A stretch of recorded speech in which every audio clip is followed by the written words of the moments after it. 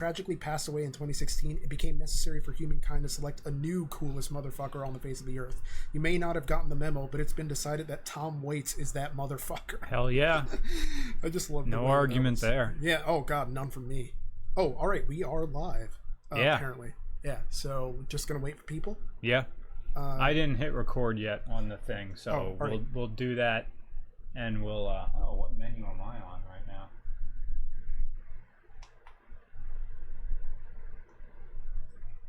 Now I gotta do it all over again. Oh, cool. Hello, everybody. Hey, guys. Hello to Daniel something Bima, hyphenated last name, says he's his first live podcast. Daniel Buongiorno Binda. So, what happens is we get our audio levels together, and then we hit record on the handy recorder that this is what goes on iTunes. And as usual, I forgot the memory card that goes in it, so I'll be right back. Hey, baby, I hear the blues are calling. Toss salad and scrambled eggs. I don't remember the rest of the lyrics. It's Frasier. I mean, remember back in the 90s when Frasier was the smartest show on television? Yeah. Yes. My cousin posted this image macro that said 1994 is as far away as 2042 now. Whoa. Which is just, why did you have to say that? 1994 is as far as away as like 2042. Wow. That's just insane to me. Why would he ever say that? But yeah, I used to love Frasier too. I mean, I was very much a Roz man. Like people like Daphne, I was just really into Roz.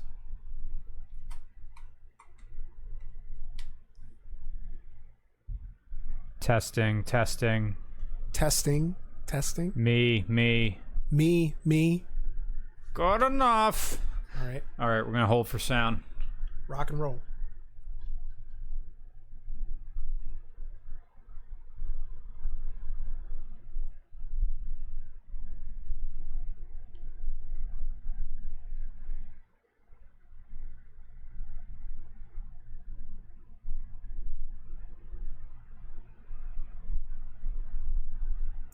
Welcome to RCR podcast number 45, I believe it is. 45. Back to school, because I assume everybody is back to school.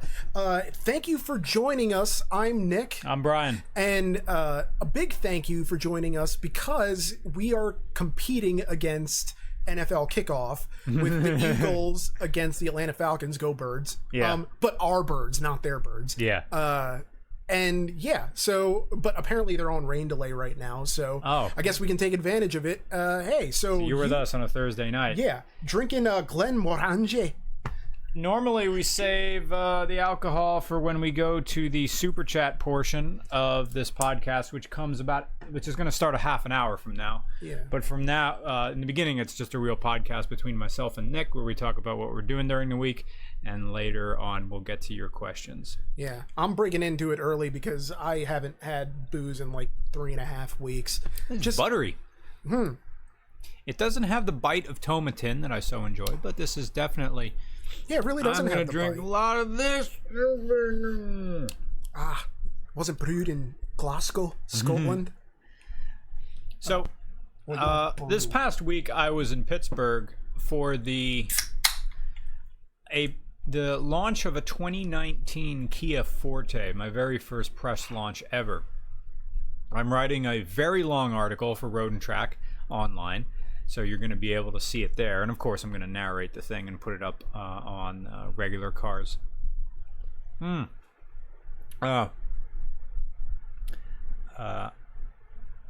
Later, someone in the chat said, shit, drinks are out already. I was going to save my drink for Elon Musk going on Joe Rogan tonight, if that's tonight. If that's tonight, man, we are competing against everyone. This is like the old network thing of how they would schedule things to not air against football or to not air against like the Grammys or the Oscars.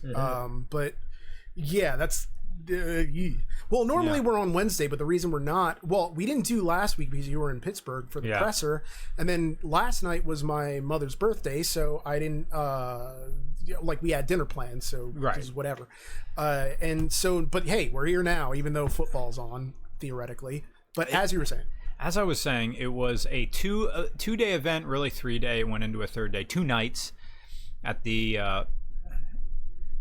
extravagant Kimpton Monaco Hotel in downtown Pittsburgh. Very old, very fancy, and a very poor city to launch a car. They brought 20 pre-production Kia Fortes. So, and there were about 40 of us there, journalists, some YouTubers. And there was the amount of time I spent eating and drinking for those 2 days was like a 4-to-1 ratio of car stuff. Wow. Like, you woke up and it was breakfast and coffee, and then a press meeting where they explain stuff about the car, and then quick snacks, drive the car, meet at a coffee shop, coffee and donuts, drive to a brewery for lunch. Now we're on our own with these cars, but we're given these checkpoints to go to, and the director of corporate communications, who was the boss, sort of our boss for the day, the guy from Kia, had each of us pair up. So me and Mark and I, Mark from the YouTube channel Savage Geese, we're like looking at each other from like one row over, like, are we gonna be on the same team? You know, like project. So Mark and I were on the same team, and we had to go to these checkpoints. We got lost. We ended up in West Virginia, right? It was my fault. I went the wrong way and drove this 2019 pre-production Kia Forte like 2 states. Well, because that corner of Pennsylvania, it's Pennsylvania, Ohio, and West Virginia, and it's like the edge of a pan of brownies. It's like very easy to just kind of get scooped around into another side. Yeah. So we got lost, and we were one of the last people to show up at each checkpoint because we were late. And we're driving along, and I got bored a little bit, so I was driving the car with my teeth. And then like literally with your teeth? Yeah, I took the electric seat. I took the electric seat of the Kia and went like all the way up where my chest is on the wheel. Like, how far will this thing go up? And so I just took the wheel and like back and forth in my lane. Yeah. And Mark was trying to disassemble the glove box to see if he could remove it from the car, and he's trying to get at the cabin air filter. I mean, we realized we were about to be on the same level as those people who pull volume knobs off of cars at the auto show. Oh, yeah. Or take gear shift knobs off. So we put everything back, but I was looking under the hood to try to find the traction control fuse and pull that. Well, it's part of the process of getting a feel for what works and what doesn't. If you're going to do an honest assessment, you kind of have to do all that stuff. It's like when Gordon Ramsay goes into a restaurant, before he even tastes a dish, he's sort of like pulling it apart with his fork and knife and try to figure out, the makings of it and whether it's, canned crab or real crab. Anyway, real car stuff. Yeah, a guy called Dragon Arcadia says, Pittsburgh resident, no idea why they would launch a car here. Yeah. I think it's because Pittsburgh is becoming the Portland, Oregon of the East. It's very hip. Lots of beards, lots of breweries, lots of beer that tastes like lawnmower trimmings. Tech is heavy in Pittsburgh. Google has a small campus there. I didn't know that. I'm sorry, Uber. Uber has offices there. All right, that's impressive, but I still didn't know that. So medical research, of course, Carnegie Mellon, Pitt. University of Pitt or something like that is there. So, and also it has the look of like, it is an old industrial city that looks kick-ass when gentrified. Yeah. They used it as Gotham in The Dark Knight Rises for like a reason. Yeah. And so, it's a city that is kind of open to like, come give us your tired, you're weary, you're huddled masses yearning to drive Kias for some reason. Downtown Pittsburgh, narrow streets, the sun plays at weird angles. You can get hard angles, very noir-like, which is very cool. And then you get all those great shots. You can look down on the city if you go up on the hills either side. You got tons of those bridge shots everywhere because there's a million bridges. Yeah. It's definitely a photographer's playground, that city. So then we drank more, and we came back and we drank more. I mean, open bar. Wow. Bars, plural. Damn. Sometimes when you go to like a press event or either like a convention or something like that, they'll have the mini bar that they wheel out. Yeah. It's really, a bucket with ice with beers in it and maybe a bottle of rum and vodka that makes the simplest of drinks. Or one of those barefoot wines. Yeah, they could just have those. They had 4 of those. And in different parts of the press area. And in the beginning, when I showed up, there was no one manning those things. And I asked one of the staffers, do I just take? And he goes, yeah. So I go behind the bar, I'm like looking through the beer, and they arranged the beer like they were trying to sell a house. Like an open house or a real estate demonstration house. Like in a fan, the beers were sitting perfectly in the ice chest there behind the bar. As well as some bottles of rosé wine. So I had a Modelo. That one beer that every single bottle of beer has the foil on it. Yeah. That one, I had one of those. And then they didn't have liquor there. But when the bartenders showed up, they brought the hard liquor with. And so then I was just drinking single malt scotch the entire night. And I was trying to tip these guys. And one guy said, no, I don't want to tip. And I'm like, come on, you're pouring me whiskey, neat. Let me give you $1. And then I found another bartender who would accept my $1. And then he was like, the fuck do I care? But every time I put my drink down anywhere, if I let it go and like walk 2 feet away, some hotel staff would take it. I lost like 2 whiskeys that way. Huh. Yeah, well, I didn't care. Even if you just go get them filled up again. It's just, But they kept bussing it. I lost... there's a picture of that was a different glass. They had some nice glasses and then they had like thick water glasses and they had to pour it in. Like I'm complaining about free booze. Yeah. But I lost an inch of whiskey to the people bussing the tables. I'm like, damn, you get back here. I was working on that. I think it was like the last call or something. I was like, what do I got? But it was last call for liquor. The beer went all night. Oh, if the beer's going all night, you're gonna be tapping into that for the rest of the evening. So I should know. It was myself. Oh, it's called like Exhaust Something Podcast. Gosh darn it! I'm sorry, I forget your guys' names. It was another 2-person podcast, which is interesting to find people like us where it's an actual 2-person thing. Yeah. Most YouTube channels are just 1 person. Yeah. So. They had a game room for us, which included a vintage Miss Pac-Man machine. Oh my gosh, I used to slay at Ms. Pac-Man. That and Galaga. Those were my games. They didn't have a Galaga one, but they had like a MAME machine that had like 40 games on it. Ah, nice. So you got to go through. But you're grabbing the joystick, and this is Chintzy City. Like, I need the thick 80s, this thing is made to take abuse. Yeah. They had something that you could probably buy on like some website. They'll make you a video game. They had an electric dart machine that never works. It's the one where it's not metal darts into a cork board. It's the plastic darts, and it's got a head in your hole, and you throw it, and it hits it and bounces off and goes on the ground. They had a modern pinball machine, which I didn't think anybody was making pinball machines anymore. Modern how? It had an LCD screen in the back. It was made by a company called Jersey Jack, and the name of the pinball machine was called Dialed In, and it had this picture of a well-toned man on the side art on the pinball machine, and this kid holding up a smartphone, and he's dialed in, and there's electricity coming off of him. So somehow he's a superhero because he has a phone.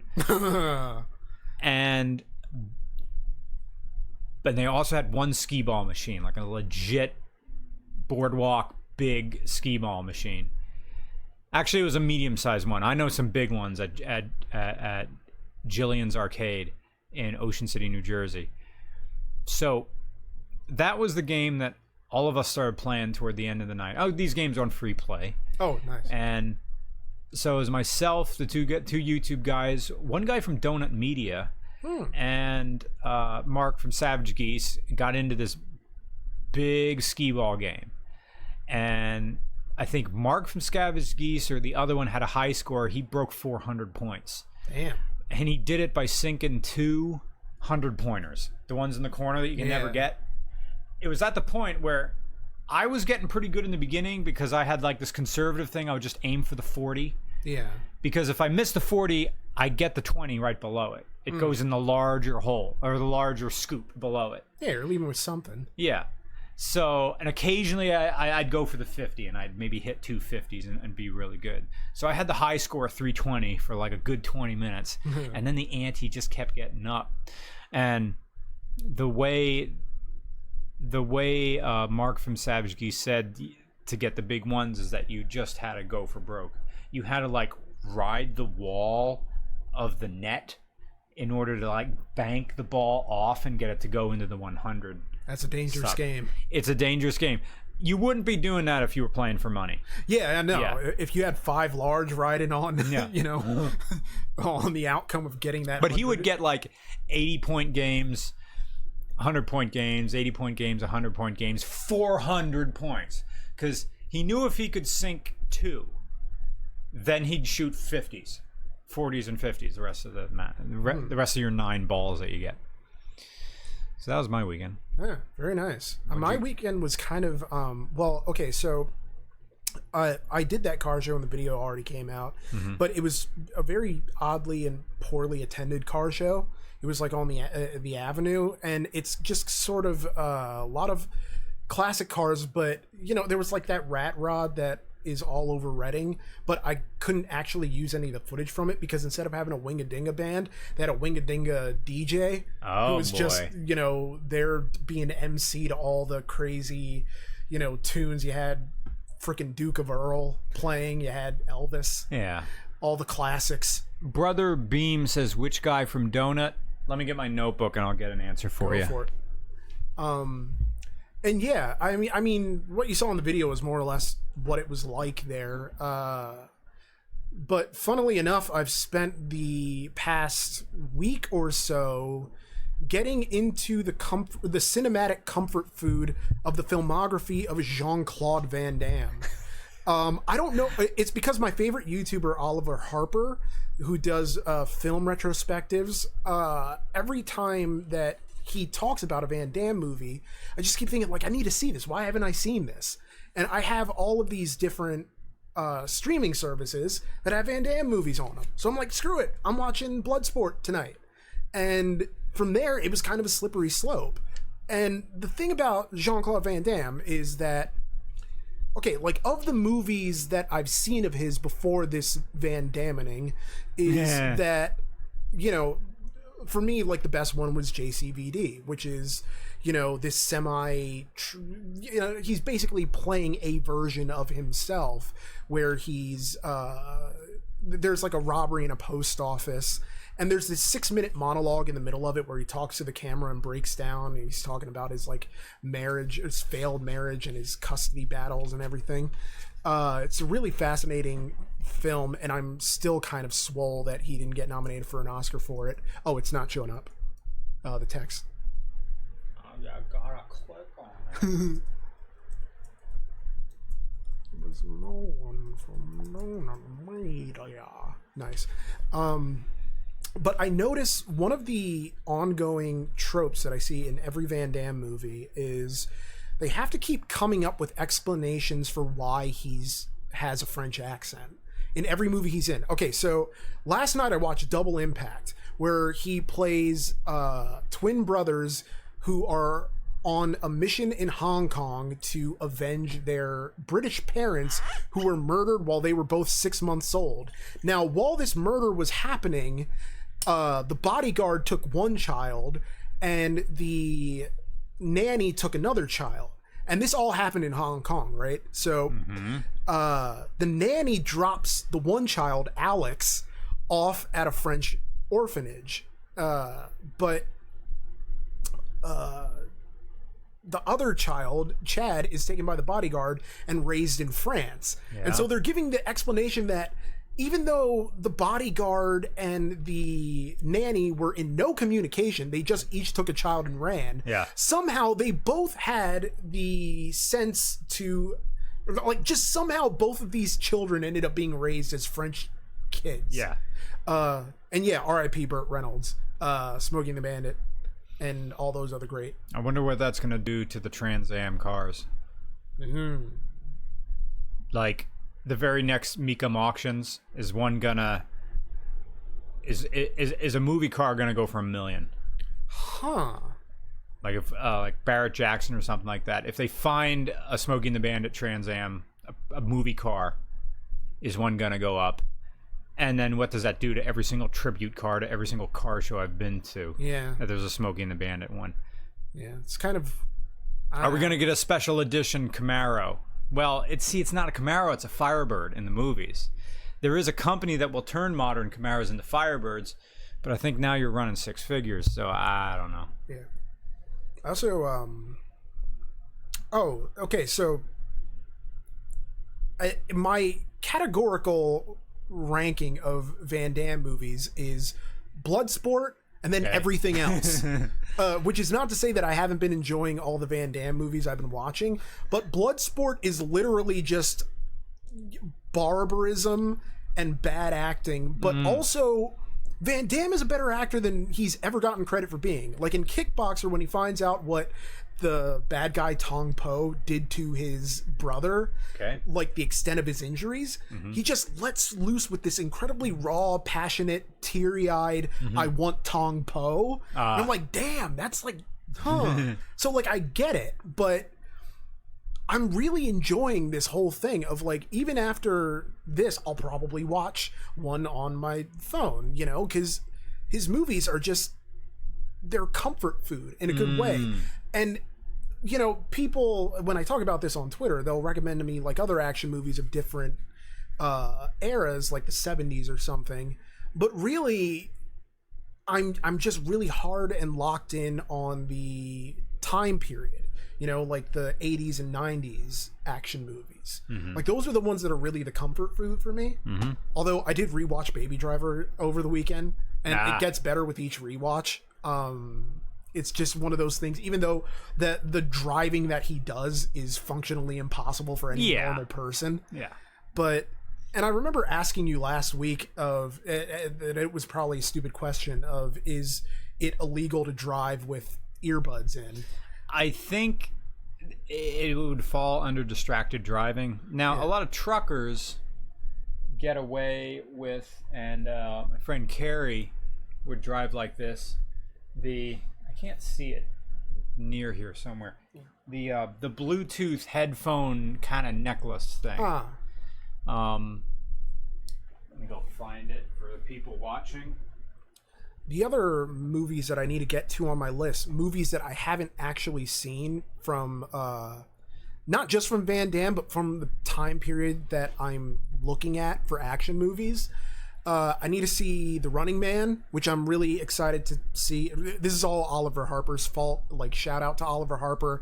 Everybody subscribe. He's great. But, oh God, The Running Man, Commando, Demolition Man, because I've never seen Demolition Man. I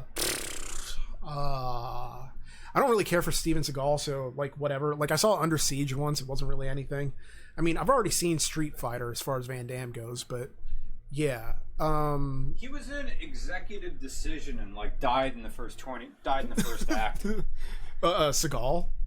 Yeah, I think Steven Seagal was, or am I thinking of someone else? Maybe it was Alec Baldwin or something like that. Maybe. I mean, oh God, what are the other ones that are on there? Oh, Escape from New York. Like, I've never seen Escape from New York with Snake freaking Plissken. Kurt Russell. Yeah, there are so many good and cheesy and excellent action movies that I haven't seen. Never saw Highlander. Like, I gotta get on. You're not missing much. I hear that, well, I mean, I hear the sequels are absolutely atrocious, but at least the first one is passable. I don't know. I'm not trying to be a cultural completionist. It's just these are the things. That's a good word. Well, these are the things that give me comfort. And so I have a great, like, they just take me out of my own head. And that's a great thing to do, especially with Van Damme, because you know exactly what you're going to get every time. Yeah. He's going to show bare ass. There's going to be a gratuitous sex scene for no reason. Yeah. In Double Impact, it was the one brother who's like a hard ass, has this smoking hot like British girlfriend, and he gets jealous and has like this paranoid dream scenario where like his brother is banging his girlfriend, and it's all dream sex. It's not actually happening, but yeah. So, Rafflecopter 117 says that in 2016, a Burt Reynolds Trans Am, which may have been the hero car, sold at the Barrett-Jackson Scottsdale auction for 500,000. So is that same car gonna go back up on the auction block? Whoever owns it right now, this is like a Stephen Cross line, gonna go, getting paid today. Yeah. All the money, the finger thing means money. It's absolutely something that could happen, and something that probably will happen, because I can't imagine sitting on something that like the value, it's only going to appreciate. Yeah.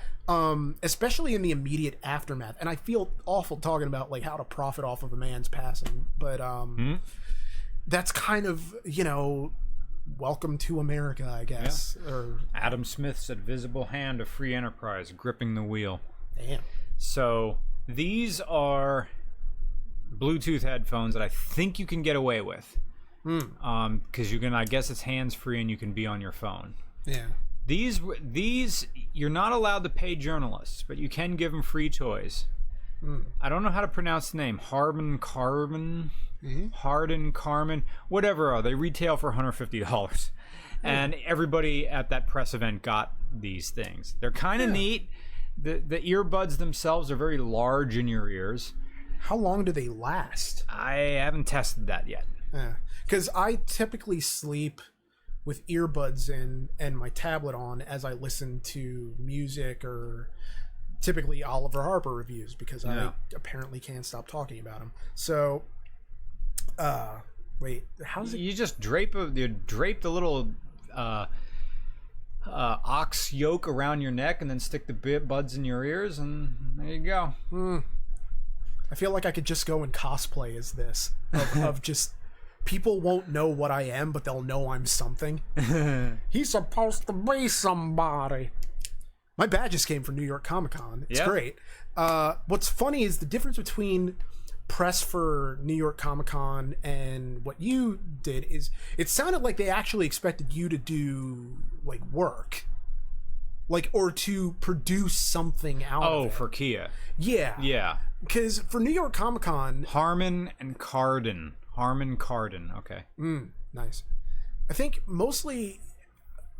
I mean, it's kind of the expectation that you're there to report on what's happening, but also, you know, they give you a... Like, I got my press badge for RCR this year for the first year ever, because all the other times I used the press from the other job that I had worked, and then this year, it's kind of like... I linked them to my New York Comic Con video from last year, and they thought that was enough. So, all right, great. So, and there are going to be cars there, plenty of them. This year they're going to be branded with Into the Spider-Verse, because it's all Chevy vehicles, and normally they have DC branding on them, like DC Comics branding, but this year, it's just going to be Sony's animated Spider-Man movie that's going to be on them. Okay. So, except for like the odd car here and there that, like, there was a car one year that had My Little Pony on it for some reason, and I'm just like, whatever. It's a Chevy Cruze with My Little Pony, Friendship is Magic branding, surrounded by all these other cars that are, you know, Chevy Cruze, cheap commuter car, I guess. Yeah. You're a brony. Chevy Cruze is the best you're gonna do. That would have been a line if you're at that. Did we ever do a Chevy Cruze? We did a Chevy Sonic. Nope, never did a Cruise. Yeah. But yeah, it's kind of a... Mr. R, have you heard that IPAs can cause man boobs? Yeah, it's beer. It has calories in it. Yeah, that's why I've become a whiskey man. Hell yeah. In the interest of getting rid of these...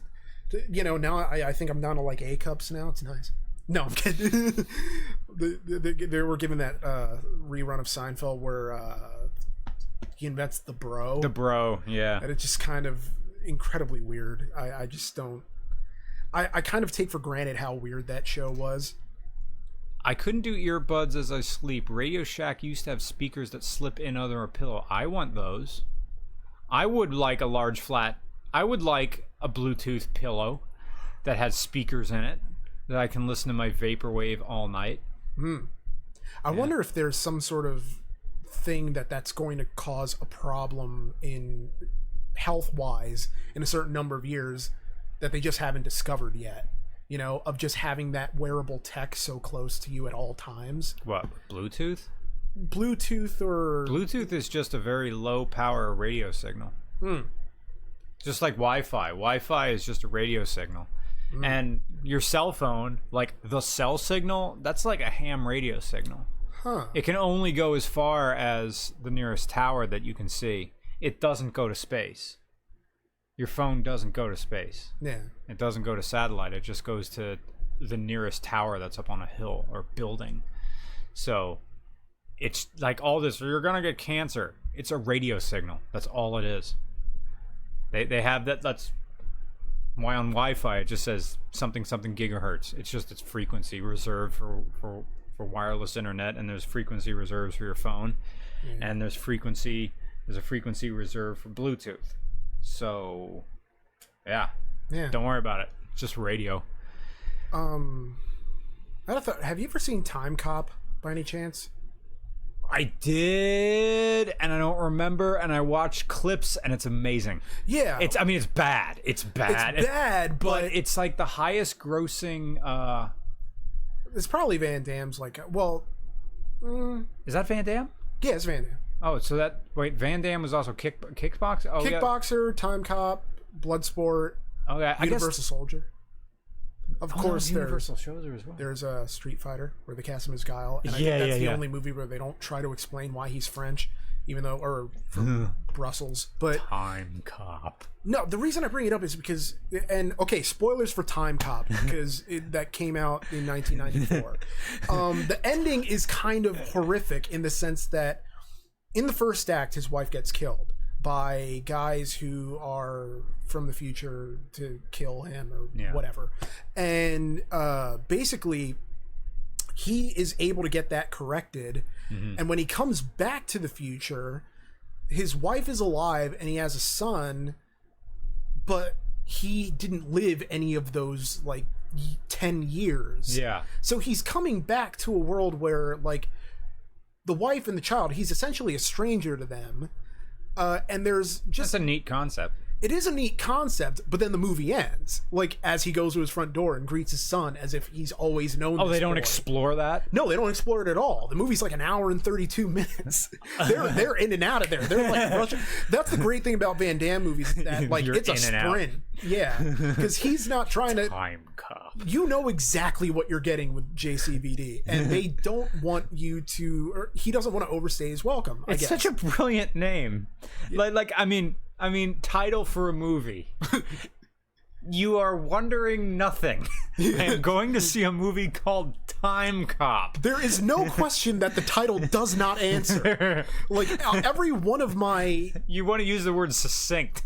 Yeah. It's like there's no fat on that title at all. It's just, all right, we have police who go back in time to stop criminals from profiting off of the past. The opening movie is a guy with like 2 MP5s mowing down like old like Confederate soldiers. Yeah, soldiers and stealing gold. Stealing bullion gold. Like, if you want to talk about, like, people get all misty-eyed over Citizen Kane and Jean Renoir, and to a lesser extent the first trilogy of Star Wars that Plinkett described. This opening scene tells you everything you need to know.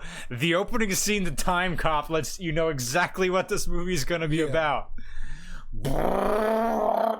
That's And the guns that he had didn't even make gun noises.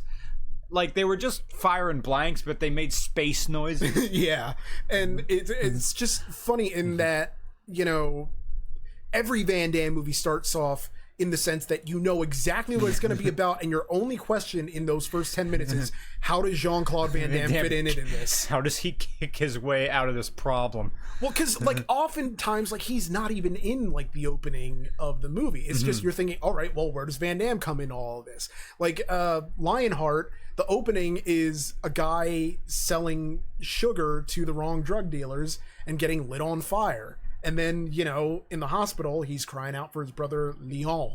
And apparently Leon is off fighting in the French Foreign Legion, and they won't give him leave. And so Van Damme kicks his way out of the Foreign Legion, steals like a Humvee, and just bails into the desert. And they're like, screw it, the desert will kill him. But then they actually send dudes after him.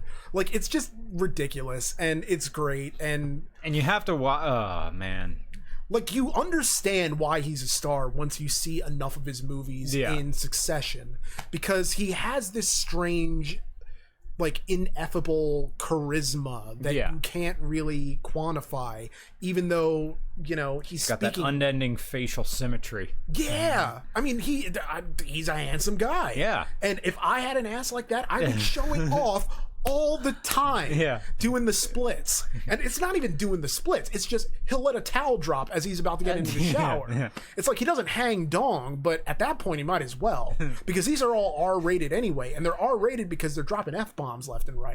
Like, this isn't a violence or gore R rating, with Hard Target. It's like it's just because you're allotted one F-bomb. Like, and then all right, we're all in. All right, we're all in. If we're gonna use one, we're gonna use all of them.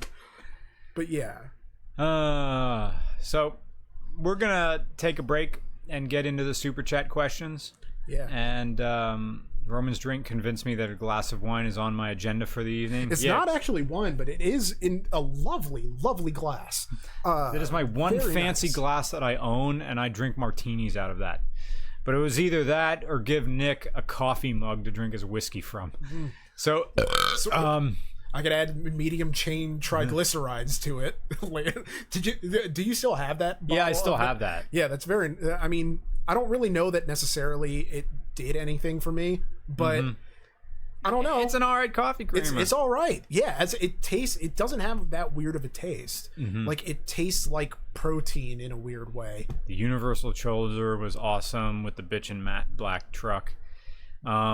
Oh, it's called a champagne bowl, says Agnell Roger, that's what that is. I guess that's like a 1970s style before they figured out that if they serve champagne in a flute, it would stay bubbly for longer, decrease the amount of surface area, make the bubbles travel all the way up, so it'll stay carbonated longer. I learned something about champagne today. Yeah.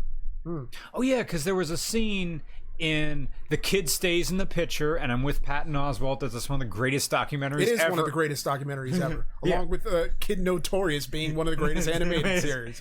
But there's a scene of Robert Evans drinking Robert Evans. I can't do it.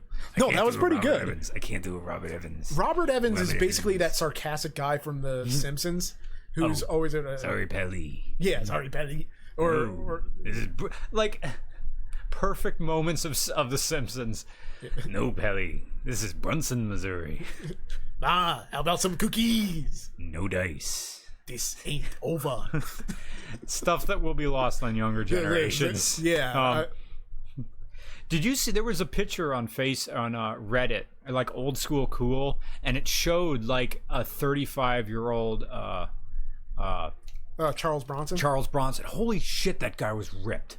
Oh yeah, like he wasn't like jacked, but like no, he kept himself in shape, and that's why he kind of got the roles. Because funnily enough, when his movies were taken to international territories, for instance, in Spanish-speaking countries or markets, he was El Feo, because which is basically ugly, like the ugly man. And you know, that was kind of his personality of just, or not his personality, but like his brand as an action star of like, yes, he's not pleasant to look at, but he's going to give you like an hour and a half of just full ass. Like, this is not a man half-assing it. He is giving his full ass. Yeah. Like, Death Wish, I mean, how many of those friggin' movies did they make? They made like 5 of them. And that's the thing of Death Wish that Van Damme almost tries to like rip off with Kickboxer, because Death Wish, Bronson, it's like his family gets like raped and killed. Well, in Kickboxer, like the bad guy paralyzes Van Damme's brother, rapes his girlfriend, throws a knife or stabs his master's dog. It's just like, you want this man dead by the end of the movie. And you know, this isn't, and the final battle, it takes place with the like the Taipei death match of you know, their hands are wrapped in hemp, dipped in resin, and then dipped and rolled around in broken glass. So that I forgot about that. Ludicrous. It's God, the 80s and early 90s. It's so great. Just like Bloodsport and the Kumite, which strangely enough they tried to pass off as being based on a true story, but like Frank Dukes is just so full of it, the guy who's based off of, because none of the things that he claimed about that tournament are verifiable at all. Right. But I don't know. Is that the same guy or a similar guy to that story that Rogan told about the guy who said he was going into the woods for a Kumite and he left with a duffel bag that looked full, and then when he came back, he came back with a duffel bag that was all limp, but he was holding a trophy? Huh. Might be. Did you ever see that bit? I don't think I did. Well, we'll see it over the break, which I guess it is now time for a break. Yep. But prepare those super chat questions, ladies and gents, and hopefully we haven't lost you all to football. Yeah. I'm Nick. I'm Brian. See you in a bit. Okay. Hitting. Now you guys are still with us for a little bit. Yeah. I just stopped it here on my Zoom recorder. Suker Jones, thanks you for thinking I'm hot. All I can think about right now is I got 2 more years of this hair, and like if I pull my hair back and go like this, you can see where my hairline is about to be, right there. See, it's thinning here, but not here. So this is where the bald line is going to be. So I'll be rife for, you know, owning a coffee shop somewhere with these glasses and the beard, but, you know, a hairline that's going to go right up to the top of the head. I mean, if you want, bzz, bzz, it's just going to be buzzed off. Like if it gets to a certain point, income-wise, you can just get the plugs, like my uncle got. Your uncle got plugs? Yeah, which I don't. It was a very unpleasant thing where everybody kind of thought they looked ridiculous, so he just went and wasted thousands of dollars right down the drain. Oh, so okay. It's just, well, no, it's because it's kind of, he had the look of someone who's supposed to be bald anyway. Oh. Like, I think, you know, it might become you, you know, like, or be becoming of you. Like a bald. Like they say when you shave your head, whatever age you are, you stop aging. Like Patrick Stewart. That's kind of true, actually. Because, I mean, I can't place Matt Farah's age. Like, or I couldn't. I'm older than Matt Farah. See, and I never would have. That's the thing. Now, I'm older by Matt Farah by about 6 months. But, again, Matt Farah is just general adult man. Yeah. I mean, I can pass for younger than 37, so. Okay, we're going to stop the stream right now.